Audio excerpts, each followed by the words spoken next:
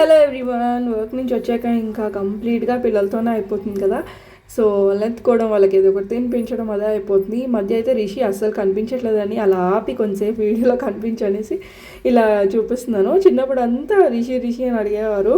Like ఎక్కువ రిషినే ఉండేది కదా చిన్నగా ఉన్నప్పుడు. ఇప్పుడైతే అటు ఇటు తిరగడమే సరిపోతుంది.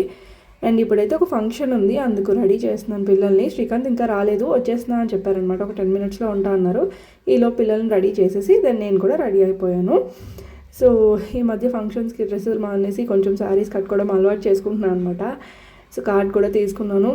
అండ్ ఈ ఆంటీ వాళ్ళది అనమాట ఫంక్షన్, ఇన్వైట్ చేశారు. ఇంకా మా అత్తని కూడా తీసుకెళ్ళాము మాతో పాటే. సో ఇంకా ఆబ్వియస్లీ ఇంకా ఇది మ్యారేజ్ అనమాట, మ్యారేజ్ రిసెప్షన్. సో ఇంకా అక్కడ అటెండ్ అయిపోయి ఆ రోజు ఈవినింగ్ అలా గడిచిపోయింది. అండ్ ఇక్కడ సైడ్ కర్ణాటక సైడ్ ఫుడ్ ఏంటి అంటే, ఎక్కడైనా ఫంక్షన్స్లోని వెజిటేరియన్ అయితే చాలా డిఫరెంట్ వెరైటీస్ ఉంటాయి. Like dosa, like bobbattu, and కొన్ని సలాడ్స్ ఉంటాయి. డిఫరెంట్గా ఉంటుంది అనమాట. టేస్ట్ చేసి ఫస్ట్ టైం నేను టేస్ట్ చేసినప్పుడు ఇదేంటి ఇలా ఉంది అని అనుకున్నాను.